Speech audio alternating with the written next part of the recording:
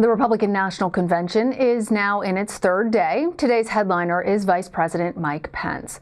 He'll speak later tonight from Fort McHenry and formally accept his renomination as Mr. Trump's running mate. His wife, Karen Pence, will also speak, as well as counselor to the president, Kellyanne Conway, who recently announced that she will be stepping down from her White House role to focus on her family. Last night, First Lady Melania Trump spoke from the White House Rose Garden, where she addressed the coronavirus pandemic and racial unrest in our country. Our Weijia Jiang is following the latest out of the Republican National Convention. The second night of the Republican National Convention put the power of the presidency on display at a political event in an unprecedented way. As I grant John, I'm not sure you know this, a full pardon. Beginning with President Trump's pardoning of John Ponder, a convicted bank robber who has since founded a program helping former inmates re-enter society. Raise your right hand. The president also oversaw a naturalization ceremony at the White House, even though his administration has taken controversial actions to limit legal immigration to the U.S. We welcome 5 absolutely incredible new members into our great American family. Mike Pompeo violated his own department's policy banning diplomats from engaging in political activity. The State Department insisted Pompeo spoke in his personal capacity, but he praised Mr. Trump's foreign policy accomplishments while on an official trip in Jerusalem. This president has led bold initiatives in nearly every corner of the world. As on the first night, President Trump's children made a passionate plea to support their father. This is a fight for freedom versus oppression. To every proud American who bleeds red, white, and blue, my father will continue to fight for you. But for the most part, speakers avoided the continued impact of the coronavirus pandemic still gripping the nation. White House economic advisor Larry Kudlow even referred to the pandemic in the past tense. Then came a once-in-100-year pandemic, but presidential leadership came swiftly and effectively with an extraordinary rescue for health and safety to successfully fight the COVID virus. The only significant acknowledgement of the coronavirus came from an empathetic Melania Trump. My prayers are with those who are ill or suffering. I know many people are anxious and some feel helpless. I want you to know you're not alone. Speaking before the president and a live audience in the Rose Garden, the First Lady also made a point to acknowledge the protests for racial justice. Take a moment, pause, and look at things from all perspectives. I urge people to come together in a civil manner so we can work and live up to our standard American ideals. Weijia Jiang, CBS News, the White House. For more on this, I want to bring in Leslie Sanchez and Joel Payne. Leslie is a CBS News political analyst and a Republican strategist. Joel is a CBS News political contributor and a Democratic strategist. Hey guys, good to see both of your faces. Leslie, let's start with you. Talk to us about the messaging that we saw last night from the Republican Party. Any surprises for you?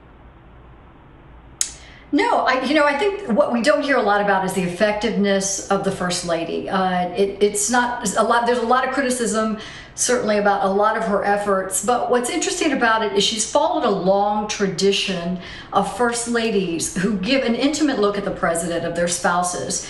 She stood in the shoes very much of Pat Nixon, Nancy Reagan, and kind of an homage to Barbara Bush when they're thanking people for their loyalty. But she's talking about what she feels is the right kind of leadership. And there's certainly a lot of frustration within the Republican Party at the president's unorthodox style.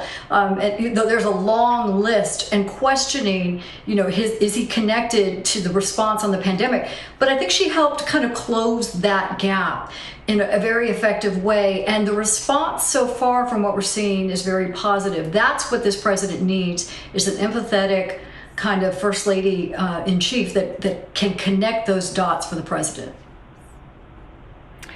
Well, last night's convention also featured examples of officials from the Trump administration mixing government and politics, which you don't do. It's in possible violation of the Hatch Act. So, Joel, explain to us why that's so controversial and why perhaps the administration did it anyway. Well, it's controversial because it's what the administration has been doing since day one. I mean, you go back to when Jared Kushner was named a senior advisor to the president. That kind of broke some nepotism laws. But the president keeps breaking these small laws. And I think the fear that a lot of the president's opponents have had is that they become normalized, right, when that happens every day. My take on this, I was on the network coverage last night, and what I said there, and I'll say it again here, is I don't think that the president's opponents are most effective when they focus on this. Yes, it's wrong. It does break norms, but I doubt it changes many votes. There's so much more to go after the president and to go after his allies about. So as a Democrat, I'd rather focus on that. I'd rather focus on the fact that coronavirus is burgeoning out of control, and that you have an economic crisis and a schools crisis, and you have a president who is out of step with a lot of the traditions of what we come to expect from our American president. I'd rather focus on that than him breaking norms and policies that, yes, are in place for a reason, but are not going to move any votes. All right, Leslie, let's follow up actually on that thread from Joel. Talking about the coronavirus, as you mentioned, Melania Trump did address that. We didn't hear much of the coronavirus being discussed by others, except in the past tense. Do you think that that was a strategically wise move for the American public? It is for Republicans. There's so many who have, let's all face it. We've been dealing with this crisis for a significant time, and it's this kind of unending wave that everyone has to face, whether it's their job, housing insecurity, job insecurity, school insecurity, it goes on and on. But people are adapting and they're listening to cues like, what are the therapeutics? When are we getting to a vaccine? That's where people are focusing. And the president is moving and kind of aggressively from an administration standpoint, moving on those fronts. And he's looking at the economic situation. And if you just want to kind of peel all that back, are people feeling comfortable that the economy is going to pick back up, once we get this vaccine moving, especially in those battleground states, working class states that he did extremely well in, such as Pennsylvania, Wisconsin, you're looking at Iowa.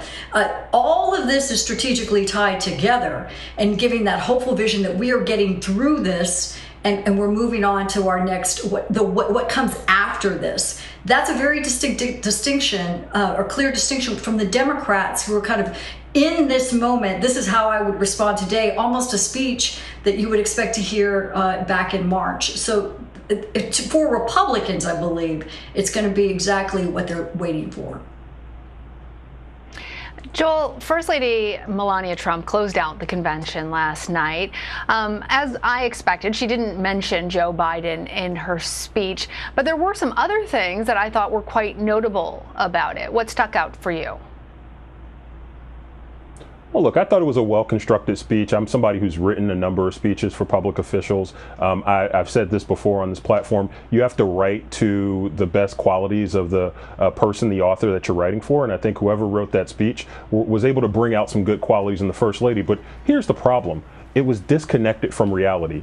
She talks about her Be Best initiative. She's married to one of the biggest bullies we've ever had in American political history. She talks about bringing people together across racial lines, but she's purported the birther racist lie against President Trump. She shares her husband's opinion on that. So there are examples where the First Lady certainly spoke to a lot of the values you'd like to hear, but it's not backed up by evidence of how she's behaved and previous comments she's made. So it's effective for that audience that tuned in last night, but upon some further introspection, I think you find out it's a lot of empty rhetoric. All right. I do believe, though, that she wrote that speech herself. At least that's according to Stephanie Grisham on her staff. All right, Leslie, tonight we're going to hear from Vice President Pence along with other top Republicans. What are you going to specifically be watching for from the Vice President? The Vice President was extremely effective in 2016 of bringing kind of that governor's the management style of, we have done reforms on the state level, we can execute them on a national level. It was that soothing calm that this is government that we understand and know. Now we all know, fast forward, there was a massive disconnect between the president's style. What we learned is his campaign style was his governing style. But Pence can again speak to more of the policy issues where he feels the president has been effective. I don't know how effective he's going to be in this case. I think there's other surrogates who've done a better job, I think now, of connecting with where voters are. But from his previous experience, I do think he's going to give that credibility that the president certainly needs and the base certainly wants. All right, and Joel, for you, what are you watching for tonight?